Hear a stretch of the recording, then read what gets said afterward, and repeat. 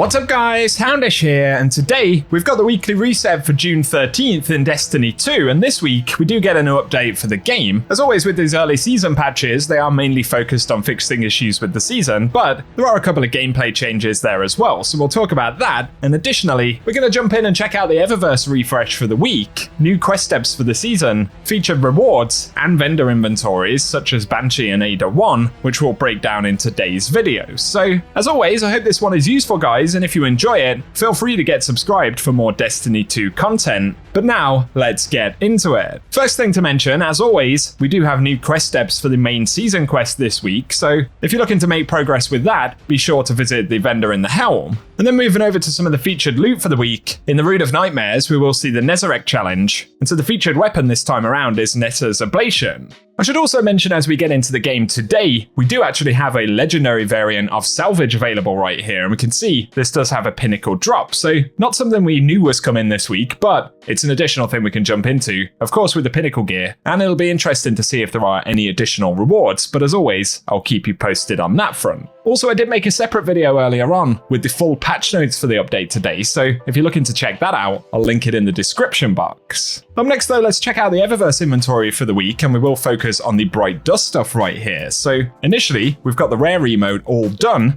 This will be available for 400 Bright Dust. Get a quick preview of it right there. But on top of that, from last season, this week we've got the Sweeper Simulant Exotic Sparrow available right there for 2,500 Bright Dust. So if you're still looking to pick that one up, it is available this week on the front page. And then we've got the Lattice Entrance Transman effect for 450 Bright Dust. And we've got the Erebus Glance shader available right there. As always, these cost 300 Bright Dust. And in addition to that, we've got the Empirical Imperative shader also available on the front page. Then as we move to the main Bright Dust section, here we have the Rising Dawn exotic emote. This will cost 3,250 Bright Dust this week, a pretty cool one nonetheless, despite the fact that it's fairly expensive.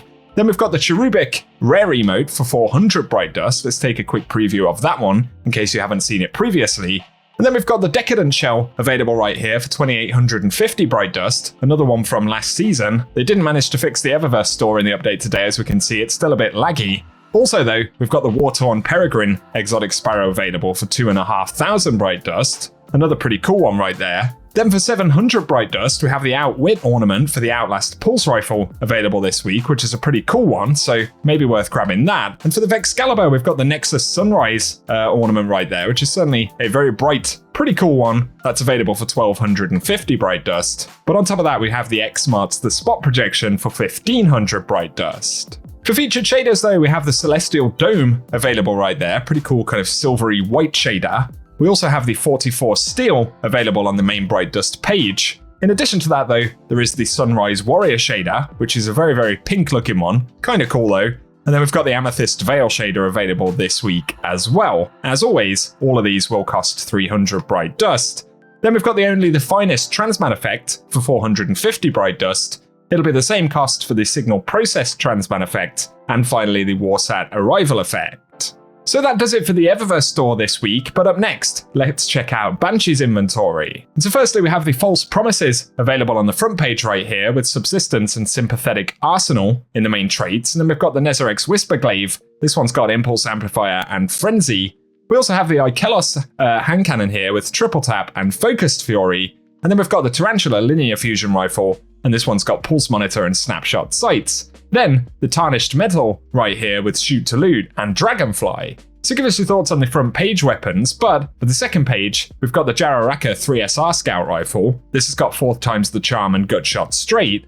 There's also the old Sterling Auto Rifle with Surplus and Focused Fury. And then we've got the Deicide Shotgun. This one's got Slide Shot and 1-2 Punch. Then there's the Coronac 22 Auto Rifle here with Perfect Float and Cascade Point, as well as the Palomara B rocket launcher with Unrelenting and Frenzy. And finally, the Marsilian T this time around has Perpetual Motion and Danger Zone. So let us know your thoughts on any of Banshee's weapons, but keep in mind that the inventory will change and the perks will update throughout the course of the week, so certainly worth checking in if you're after decent rolls on any of the featured loot. Finally, right here though, let's head down to Shader 1 in the Annex and see what she's got this week. So firstly, for the armor set, we've got the Noble Constant set. This was a Crucible set from Vanilla Destiny 2, I believe right there. No especially standout stats on the Titans, but if it's stat rolls you're after, be sure to check in on your various characters. Then, for the featured shaders, which cost 10,000 Glimmer, initially, we have the Satu Tribe shader from back in the Black Armory right there, so a pretty cool one that some folks may want to pick up. We also have the Echoes of Io Worn shader right here, so another very old school one I actually don't have in the collection.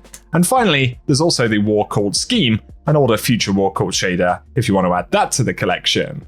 Next up though, when it comes to Nightfalls, of course, Grandmasters have returned, but in addition to that, the featured Nightfall weapon this week is the Wendigo GL3 grenade launcher. So as a quick heads up for the top perks on this thing, looking at the popular rolls on Light GG, initially for the barrels, we can get Volatile Launch, of course, and Confined Launch is kind of secondary to that. And then for magazines, Spike Grenades is there, but it can also get Proximity Grenades. Then for the first trait slot, Autoloading Holster is one of the most popular bonuses, with the second most popular being Chain Reaction, and third is Clown Cartridge, but also it can get Field Prep, Impulse Amplifier, and Steady Hands. Then for the second trade slot, we've got Explosive Light, certainly the best bonus for this in terms of damage. We can see pairings of things like Autoloading and Explosive Light pretty much make the premier roll for this weapon, but it can also roll Full Court, Frenzy, Rangefinder, and then we have Cascade Point and Golden Tricorn as well. So let us know down below if you're still hunting down a solid Wendigo roll. And very finally right here for the featured Lost Sectors this week, today we've got Exodus Garden 2A in the Cosmodrome featuring exotic helmets. Then on June 14th we'll see K1 Revelation dropping exotic legs. That's followed by exotic gauntlets from K1 Crew Quarters on June 15th. And then we get K1 Logistics on the 16th, dropping exotic chest pieces.